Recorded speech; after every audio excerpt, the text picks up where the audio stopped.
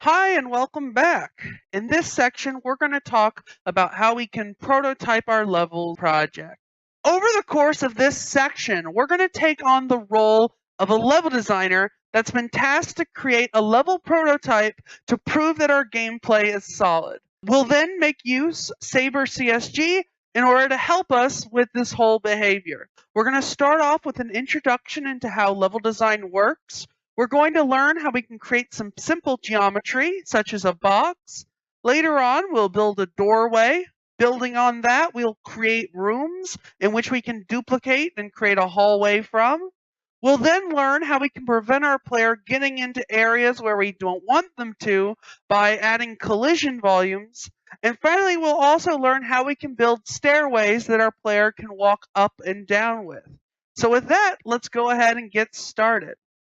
Now, in this first video, we're going to start with an introduction into how level design works.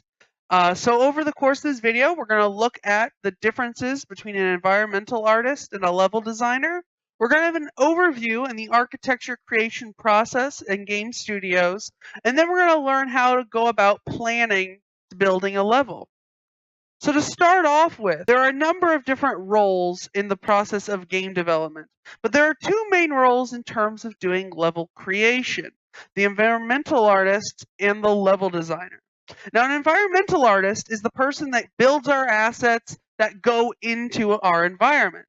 They use tools such as like 3ds Max or Maya to create models, and then use other tools like Photoshop in order to create textures and normal maps to build out our environments. Now, the level designer is the one that's responsible for assembling these pieces into an environment that our player can enjoy.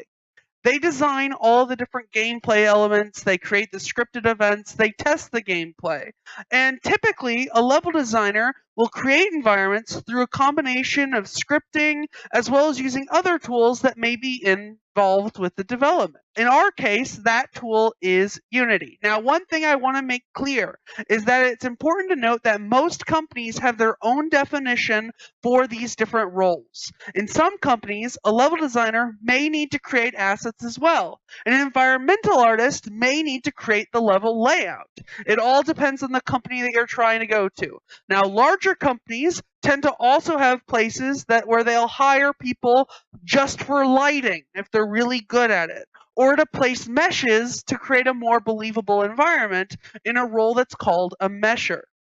I feel it's important to talk a little bit more about how level design is done in the game industry. While you may think a level designer will just jump into the editor and start playing the game, the truth of the matter is that normally you need to do a ton of planning ahead of time before we even open the computer.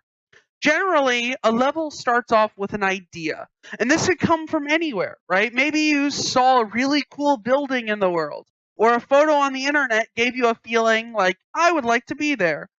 Maybe you want to teach the player a new mechanic in your game. Turning whatever idea you come up with into a level is what a level designer does. Now, taking all of these ideas, the level designer will create a level design document which will outline exactly what you're trying to achieve with the level from start to end. Now, a level design document will describe everything inside of the level. It'll list all the possible encounters, the puzzles, so on and so forth, that the player will need to complete, as well as any other side quests that the player will need to achieve. To prepare for this, we should include as much resources as we can. So reference pictures like maps, images, movies, similar to what you're trying to do. Now, if you're working in a team, making this available on a wiki or a Slack board or something like that will be a great asset so that you know exactly what's being done on the level and how things are progressing. Now, generally, you'll want to have a top-down layout of your map as well, and I typically like to use graph paper for this. So you can show where my player is going to go over the course of the level, as well as plan out all the encounters and missions that are going to go on in it. Now, of course, you don't necessarily want to be too tied down to your design document. It's merely just a jumping off point, which you can then later use while you're building your project. And again, as you playtest your level, you can make changes, but having a solid foundation gives you a firm basis for you to be able to start with. Now, if you're interested in seeing some example GDDs, I have posted some links in the example code displaying some of this stuff for you. Now, in addition to a level design document, for the game, you typically also have what's called a GDD, or a game design document, that goes beyond the scope of the level and talks about the game generically. And this is what's going to include the overall story, the characters, objectives, dialogue, concept art, all that fun stuff. But that's something that you're going to need to do on your own. Now, creating architecture for your projects typically involves one of three main ways. We have 3D modeling software, which is, actually opening up 3ds Max, Maya, Blender, and being able to build out our environments. Now, Unity supports a lot of different formats for 3D models. So again, .obj files, .fbx's, but there are a lot of issues to consider when doing this. Now, another way is using constructive geometry with brushes.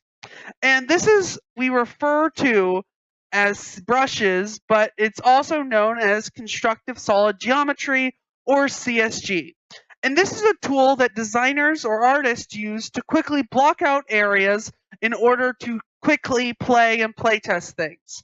Now, using these brushes inside an in-game level editor has been a common approach for artists or designers to create levels.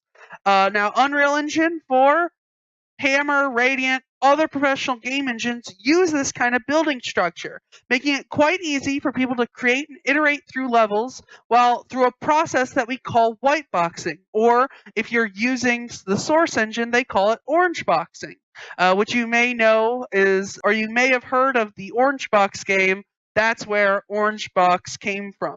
Now, it's very easy for you to make changes at this point, but again, just like learning a modeling software tool, there can be higher barriers of entry in this way, or there may be higher barriers of entry to using a 3D modeling software. Something like CSG is approachable enough. Now, Unity doesn't support things using CSG by default, but there are things on the asset store like Saber CSG which do give us that capabilities. And that's what we're going to be using later on over the course of this project. Another way of building out levels is through tiles, which you can then place in order to build levels. This is similar to using Lego pieces. You can just snap things together to build them up. This is typically the easiest way of creating a level, but it's not very easy to create unique looking content. If you've played Skyrim or Fallout 4, they use this to great effect, being able to create large world environments by reusing content over and over and over again. But of course, most games actually do a mixture of all of these different tools, right? You could use brushes to build out the original area, and then use tiles in order to add details, as well as meshes to break up the repetitiveness of things. It all depends on what you're trying to do.